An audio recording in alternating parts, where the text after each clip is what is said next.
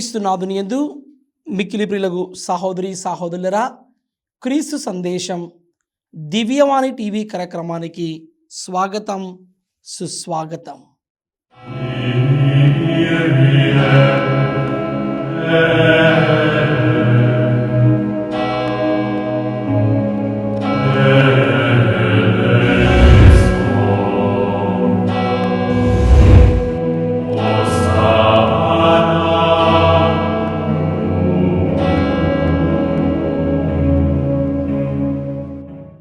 ఈనాడు మనమందరము ధ్యానిస్తున్న అంశము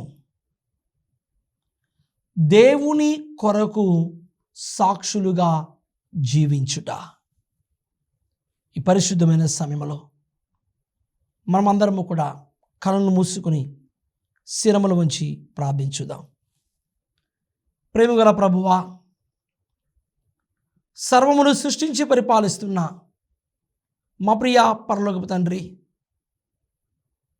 ఈ పరిశుద్ధమైన క్రీస్తు సందేశం దివ్యవాణి టీవీ కార్యక్రమం ద్వారా ప్రభువా మమ్మల్ని అందరినీ కూడా ఐక్యపరిచినందుకు మీకు వందనములు, స్తుతి, స్తోత్రములు తండ్రి.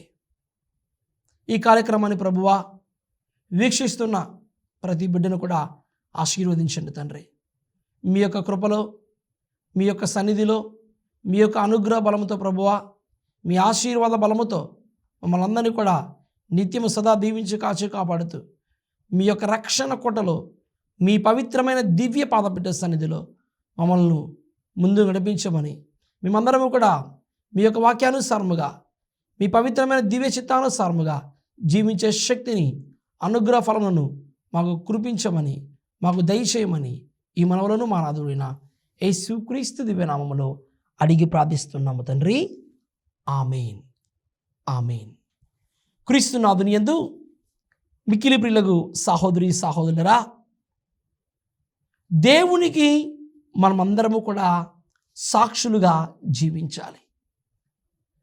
గత వారములో మనమందరము కూడా ఈ అష్టభాగ్యముల గురించి లోతుగా ధ్యానం చేసుకుంటూ వచ్చిన మనమందరము 8 అష్టభాగ్యాలను మనము లోతుగా ధ్యానించిన తరువాత ఈరోజు మనమందరము కూడా దేవునికి ఏ విధముగా సాక్షులుగా జీవించాలని మనం ధ్యానం చేసుకుందాం. మత్తయి సువార్త 5వ అధ్యాయము 11-12 వచనములు ధ్యానించినట్లయితే, నా నిమిత్తము ప్రజలు మిమ్ము అవమానించినప్పుడు, హింసించినప్పుడు, నిందారోపణ గావించినప్పుడు మీరు ధన్యులు. మీకు ముందు వెరసిన ప్రవక్తలను సైతము ప్రజలట్లే హింసించిరి. పరలోకంలో మీకు గొప్ప బహుమానము కలదు. కావున మీరు ఆనందపడు, మహా ఆనందపడు. ప్రియమైన దేవుని బిడ్డ, ఆత్మీయ జీవితంలో మనమందరము కూడా దేవునికి ఇష్టమైన బిడ్డలుగా జీవిస్తూ ప్రభువు చూపించిన ఆ ప్రేమ మార్గములో, ఆ కారుణ్య మార్గములో, ఆ రక్షణ మార్గములో మనమందరము కూడా ముందుకు పయనించాలంటే మొదటిగా మనము నేర్చుకోవలసినది ఆయనకు సాక్షులుగా జీవించాలి.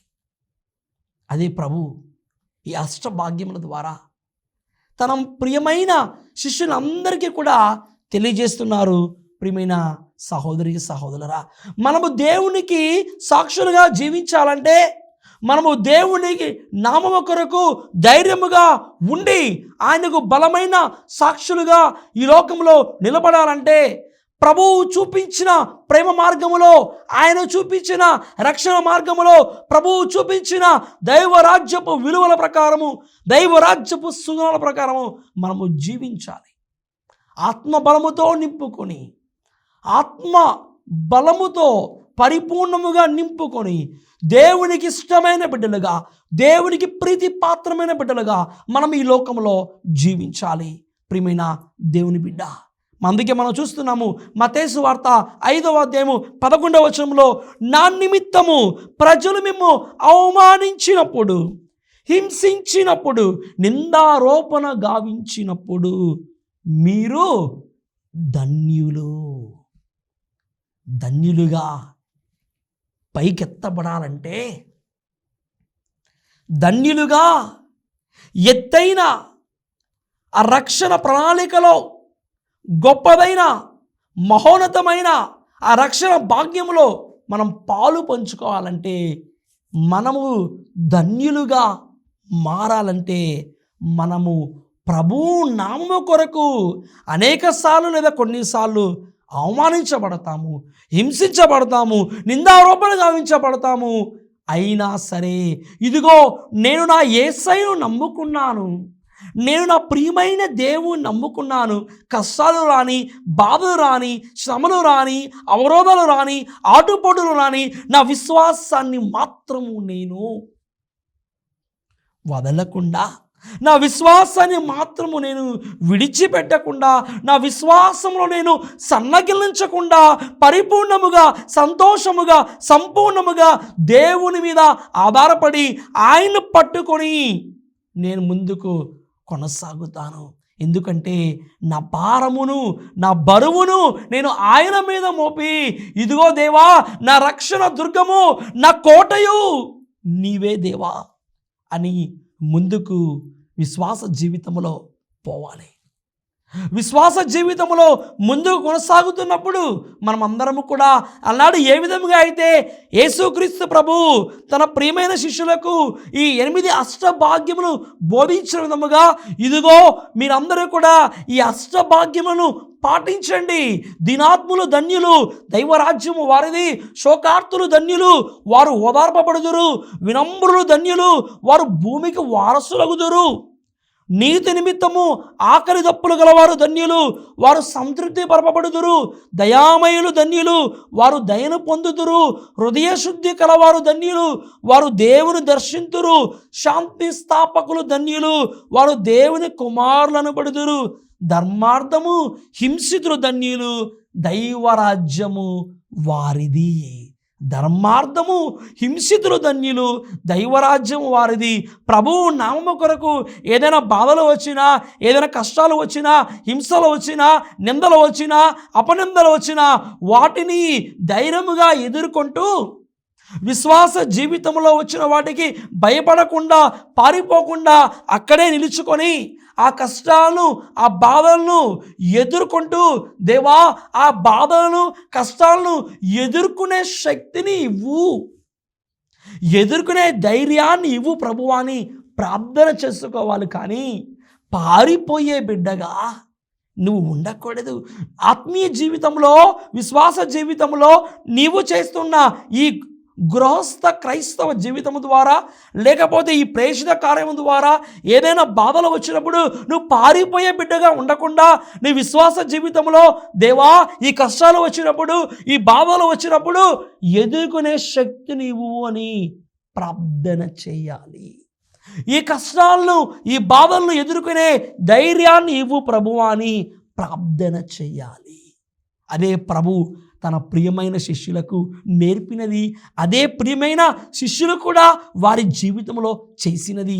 వారు ఎప్పుడు కూడా శిష్యులు, ఈ అపోస్తలులందరూ కూడా ఎన్ని బాధలు వచ్చినా, ఎన్ని హింసలు గురైనా, అపనిందలకు గురైనా, అవరోధాలకు వచ్చినా వారు దేవుణ్ణి చెయ్యి విడిచిపెట్టకుండా ఆయన నమ్ముకున్నారు. ఇదిగో ప్రియమైన దేవుని బిడ్డ, ఆత్మీయ జీవితంలో ఈరోజు నీవు నేను చేయవలసింది అదే. ఏ బలముతో నింపుకోవాలంటే ఆత్మ బలముతో నింపుకోవాలి. మనకు ఏ శక్తి కావాలంటే ఆత్మశక్తి కావాలి, పరిశుద్ధాత్మ శక్తి కావాలి, పరిశుద్ధాత్మ దేవుని బలము కావాలి. ఎందుకంటే ఈ లోకములో మనుష్యుల బలము నీతో బాగున్నంతసేపు, నీతో అవసరం ఉన్నంతసేపు ఆ బలము చాలా దృఢముగా ఉంటుంది, చాలా పటిష్టముగా ఉంటుంది. ఒకవేళ నీతో పని లేనప్పుడు, నీతో అవసరమైనప్పుడు, నువ్వు ఎప్పుడైతే నా బలము బాగుంది, పటిష్టంగా ఉంది, నా బలము దృఢముగా ఉంది, నాకు సంతోషంగా ఉంది, నాకు బలం ఉంది, నాకు శక్తి ఉంది, నాకు అండదండలు ఉన్నాయి, నాకు బలము గట్టిగా ఉంది, అందరం ఉండాలనుకుంటావు. ప్రియమైన దేవుని బిడ్డ, నీతో పని లేనప్పుడు, నీతో అవసరం అయిపోయిన తర్వాత మనుషుల యొక్క బలం, మనుషుల యొక్క బలగం, హోదా, అండదండలు మొత్తం కూడా వెళ్ళిపోతాయి. నీవు శూన్యముగా ఉండిపోతావు, నీవు ఒంటరిగా ఉండిపోతావు. అది మనుషుల యొక్క బలం. అవసరం ఉన్నంతసేపే ఆ మనిషి బలం నీ దగ్గర ఉంటుంది. కానీ నీవు దేవుని నమ్ముకుంటే నువ్వు పడిపోతున్నా సరే మరలా పైకి లేపుతారు. తన ఆత్మ బలముతో, పరిశుద్ధాత్మ బలముతో, ఆత్మీయ అనుగ్రహ ఫలములతో, పరిశుద్ధాత్మ శక్తితో, ఆత్మ బలముతో దేవుడు నిన్ను, ఒకవేళ నువ్వు కృంగిపోయినా సరే దేవుడు పైకి లేపుతారు. అదే మనము యోబు జీవితంలో చూసినది. అంతా అయిపోయింది, అంతా కూడా కనుమరుగైపోయింది, జీవితం మొత్తం కూడా శూన్యమై అయిపోయింది అనుకున్న సమయంలో మరలా దేవుడు యోబును పైకి లేపాడు. అంతా అయిపోయింది, విశ్వాస జీవితంలో దేవుడు ఏమి గొప్ప కార్యములు చేయడం లేదని అబ్రహాము బాధపడుతున్న సమయంలో మరలా దేవుడు అబ్రహామును పైకి ఎత్తుతూ విశ్వాసానికి తండ్రిగా దేవుడు అబ్రహామును మలిచారు. ఇదిగో నీ జీవితంలో కూడా ఇక నాకు అంతా అయిపోయింది, నన్ను ఎవరు పట్టించుకోవడం లేదు, నాకు ఎవరు కూడా దిక్కు లేరు, నన్ను ఆదరించేవారు ఎవరు లేరు అనుకుంటున్న సమయంలో ప్రియమైన దేవుని బిడ్డ, ఇదిగో నేను ఉన్నాను కదా అని ప్రభు మనందరికీ కూడా, ప్రతి ఒక్క బిడ్డకు కూడా దేవుడు అభయాన్ని వసగుతూ ఉన్నారు. క్రీస్తు సందేశం కార్యక్రమంలో ఇప్పుడు ఒక చిన్న విరామం తీసుకుందాం.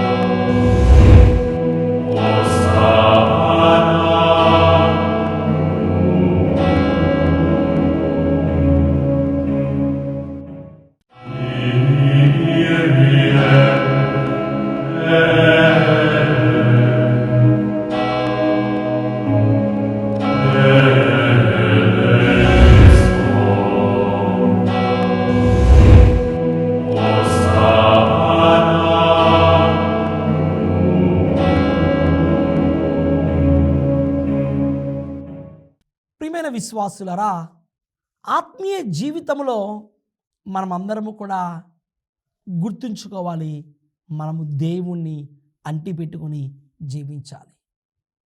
లూకాసు వార్త 24వ అధ్యాయము 48వ వచనంలో ధ్యానిస్తున్నాము.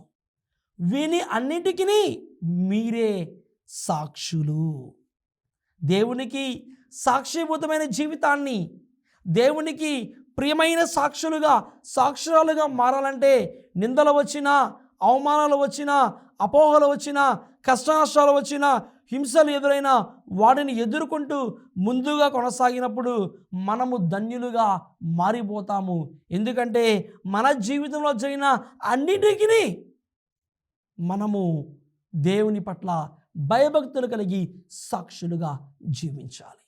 దర్శన గ్రంథము 3వ అధ్యాయము 20వ వచనంలో ధ్యానిస్తున్నాము. ప్రియమైన సహోదరి సహోదరులారా, వినుము, నేను ద్వారము వద్ద నిలిచి తలుపు తట్టుచున్నాను.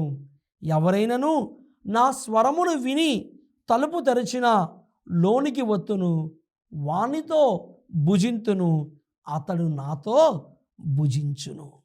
వినుము, నేను ద్వారము వద్ద నిలిచి తలుపు తట్టుచున్నాను అని ప్రభు ఈరోజు మనందరికీ కూడా తెలియజేస్తున్నారు.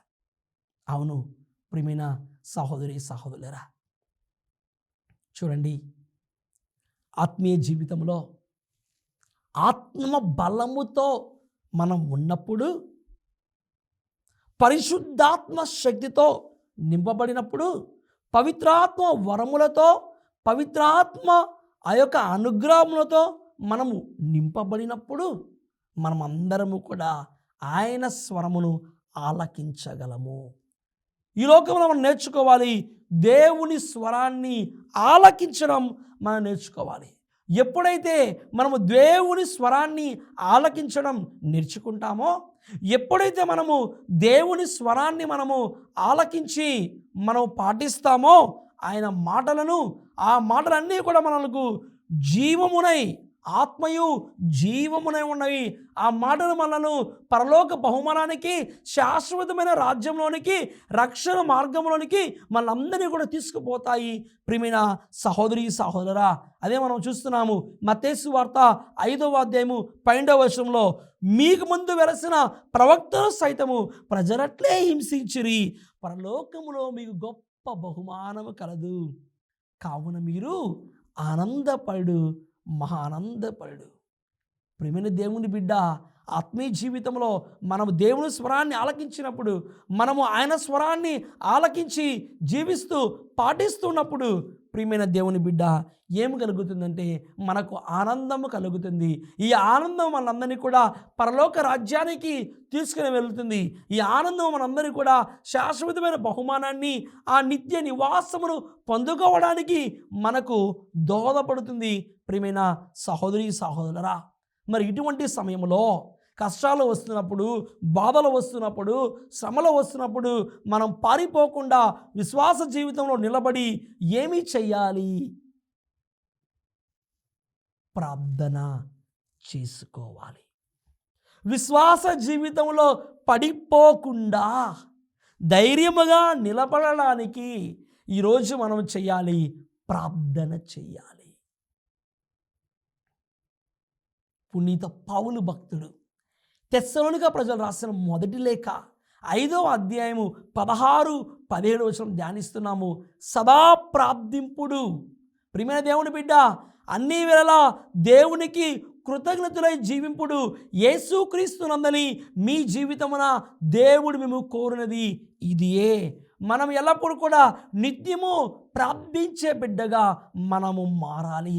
ప్రార్థనే మన ఆయుధముగా చేసుకొని ముందుకు కొనసాగాలి. ప్రియమైన సహోదరి సహోదరులరా, విశ్వాస జీవితంలో పడిపోకుండా, విశ్వాస జీవితంలో కృంగిపోకుండా, విశ్వాస జీవితంలో సన్నగిలింపకుండా మనము ధైర్యముగా నిలబడి పరిపూర్ణముగా యేసు ప్రభుని అంటిపెట్టుకొని ముందుకు వెళ్ళాలంటే ఈరోజు మనము ప్రార్థన చేయాలి. ఈ ప్రార్థన మనకు ఆత్మీయ బలాన్ని ఇస్తుంది. ఈ ప్రార్థన పరిశుద్ధాత్మ శక్తితో నింపబడడానికి మన ముందుకు దోహదపడుతుంది. అవును ప్రియమైన సహోదరి సహోదరురా, మరి ఆ రోజు, మరి ఆ సమయంలో కష్టాలు బాధలు వస్తున్న సమయంలో అపోస్తలులు శిష్యులందరూ కూడా వారు ప్రార్థన చేస్తూ ఉన్నారు. ఇదిగో అపోస్తలులందరూ కూడా విశ్వాస జీవితంలో కొన్నిసార్లు కృంగిపోతున్న సమయంలో, సన్నగిలుస్తున్న సమయంలో సాక్షాత్తు యేసుక్రీస్తు ప్రభువే వారి కొరకు ప్రార్థన చేశారు. యోహాను సువార్త 17వ అధ్యాయంలో మనం ధ్యానిస్తున్నాము. ప్రియమైన సహోదరి సహోదరులరా, యేసయ్య తన శిష్యుల కొరకు ప్రార్థన చేస్తూ ఉన్నారు. యోహాను సువార్త 17వ అధ్యాయం మొత్తం కూడా మనం లోతుగా ధ్యానించినట్లయితే యేసుక్రీస్తు ప్రభు తన ప్రియమైన శిష్యుల కొరకు ప్రార్థన చేస్తూ ఉన్నారు. ఇదిగో ఈ ప్రియమైన శిష్యులు ఒకవేళ ఈ అవరోధాలు వస్తున్నప్పుడు, ఈ హింసలు వస్తున్నప్పుడు, కష్టాలు వస్తున్నప్పుడు, ఈ బాధలు వస్తున్నప్పుడు వాటిని ఎదుర్కొనే శక్తిని, ధైర్యాన్ని పొందుకోవడానికి, మరి ముఖ్యముగా ఆత్మీయ బలాన్ని, ఆత్మ బలమును పరిశుద్ధాత్మ శక్తితో మరింతగా నింపుకొని ముందుకు కొనసాగడానికి యేసయ్య సైతమే తన ప్రియమైన శిష్యుల కొరకు ప్రార్థిస్తూ ఉన్నారు. ఈరోజు నీవు నేను ప్రార్థించే బిడ్డగా మారుతున్నామా? పునీత పాదువాపురి అంతోని వారు అంటున్నారు, ప్రియమైన దేవుని బిడ్డ, ఇదిగో ప్రార్థన మనమందరము కూడా ఆయుధముగా చేసుకొని ముందుకు వెళుతున్నప్పుడు సైతానును నలగొట్టవచ్చు. ఏం చేయవచ్చు? ప్రార్థన ద్వారా సైతానును నలగొట్టవచ్చు. ఈ ప్రార్థన ఒక ఆయుధముగా మార్చుకో. ఈ ఆయుధము మనను పరలోక బహుమానాన్ని, ఆ యొక్క నిత్య నివాసమును, ఆ పరలోక ఆనందమును ఆ యొక్క శాశ్వతమైన బహుమానాన్ని మనకు వసుగుతుంది. లూకాసు వార్త 21వ అధ్యాయము 13వ వచనంలో ఇంకా లోతుగా వెళ్తున్నాము. ఇది మీరు సాక్షులుగా ఉండవలసిన సమయము. ఇది మీరు సాక్షులుగా ఉండవలసిన సమయము. పరిశుద్ధ ఫ్రాన్సిస్ పాపు గారు ఈ 2025వ సంవత్సరాన్ని మహాజూబిలీ సంవత్సరముగా ప్రకటిస్తూ ఈ 2025వ సంవత్సరాన్ని మహాజూబిలీ సంవత్సరముగా ప్రకటిస్తూ పిల్గ్రిమ్స్ ఆఫ్ హోప్ అనే నిదానంతో మనమందరము కూడా ఆశాభావం యాత్రికులుగా మనమందరము కూడా ముందుకు కొనసాగాలి. ఎందుకంటే పరిశుద్ధ ఫ్రాన్సిస్ బాబు గారి యొక్క తలంపు ఏమిటంటే ఈ ప్రపంచం మొత్తము కూడా స్వార్థముతో, క్రోధముతో, పగతో, అసూయతో నిండి ఉన్న సమయంలో మనుషుల పట్ల ఆ ప్రేమ, ఐక్యత, సోదరభావము, సఖ్యత, క్షమాగుణము లేని సమయంలో మరొక ప్రక్క వాతావరణము, కాలుష్యము, వాతావరణ పరిస్థితులు అనుకూలంగా ఉండకుండా ఈ మానవుని స్వార్థము వల్ల అంతా కూడా కాలుష్యము, కలుషితము అయిపోతున్న సమయంలో మరొక ప్రక్క ప్రపంచములో యుద్ధ వాతావరణము, అశాంతి, ఆందోళనలు, భయంకరమైన పరిస్థితులు ఎదుర్కొంటున్న సమయంలో ఇటువంటి పరిస్థితులలో పరిశుద్ధ ఫ్రాన్సిస్ పాపు గారు మనందరినీ కూడా ఆశాభావముతో ఆశాభావ యాత్రికులుగా పిల్గ్రిమ్స్ ఆఫ్ హోప్ అనే నినాదముతో పరిశుద్ధ ఫ్రాన్సిస్ పాపు గారు మనందరికీ తెలియజేస్తున్నారు. ఇదిగో ఈ ప్రపంచములో మనుషుల మధ్య పగ, క్రోధము, అసూయ తాండవిస్తున్న సమయంలో వాతావరణము, కాలుష్యము అంతా కూడా ఈ కలుషితము అంతా కూడా వాతావరణ పరిస్థితులు మారిపోతున్న సమయంలో అశాంతి, అలజడి, యుద్ధ వాతావరణము పెరుగుతున్న సమయంలో మనమందరము కూడా మంచిగా మారాలి. ఈ ప్రపంచం మొత్తం కూడా బాగా ఉండాలి, దేవుని విశ్వాసంలో ఎదగాలి అని మనందరినీ కోరుతూ ఉన్నారు. ఇవన్నీ కూడా చేయడం ద్వారా మనం అందరము కూడా దేవునికి సాక్షులుగా మనం జీవించగలం. లూకాసు వార్త 21వ అధ్యాయం 17వ వచనం ధ్యానిస్తున్నాము. నా నామము నిమిత్తము మిమ్మల్ని అందరూ ద్వేషింతురు. ఒకవేళ దేవుని నామములో మనం ఒకవేళ వేరే వారి చేత ద్వేషింపబడితే బాధపడవద్దు. ఎందుకంటే ప్రభు నీకు తోడుగా ఉన్నారు. దేవుని నామములో ఒకవేళ నీకు నిందలు వచ్చినా, అవరోధాలు వచ్చినా, అపనిందలు ఎదురైనా సరే, ఒకవేళ నువ్వు హింసించబడినా సరే, ఇదిగో నువ్వు యేసు ప్రభుని యొక్క సిలువ శ్రమలను గుర్తు చేసుకో. ఇదిగో నీ కోసము యేసయ్య సిలువలో ఎంత ఘోరముగా కొట్టబడ్డాడు నువ్వు గుర్తు చేసుకో ప్రియమైన దేవుని బిడ్డ. అలనాడు యేసయ్య అష్టభాగ్యముల ద్వారా తన ప్రియమైన శిష్యులకు తెలియజేస్తూ ఇదిగో మీరందరూ కూడా సాక్షులుగా నిలవండి అని ప్రభు తెలియజేసిన విధముగా అదే ప్రభు ఈరోజు తన ప్రియమైన బిడ్డలైన మనందరికీ తెలియజేస్తూ మన విశ్వాస జీవితంలో, ఆత్మీయ జీవితంలో పరిశుద్ధ ఆత్మశక్తితో నింపబడుతూ మనము దేవునికి సాక్షులుగా జీవిద్దాం. ప్రభు మనందరినీ కూడా ఆయన యొక్క రాజ్యములో, ఆయన యొక్క కృపలో మనందరినీ కూడా నిత్యము సంరక్షించి కాచి కాపాడుదురుగాక. ఆమేన్. ప్రభు మీతో ఉండునుగాక, మీ ఆత్మతో ఉండునుగాక. సర్వశక్తిగల సర్వేశ్వరుడు పితా, పుత్ర, పవిత్ర ఆత్మ మిమ్ము ఆశీర్వదించి సదా కాచి కాపాడునుగాక. ఆమేన్.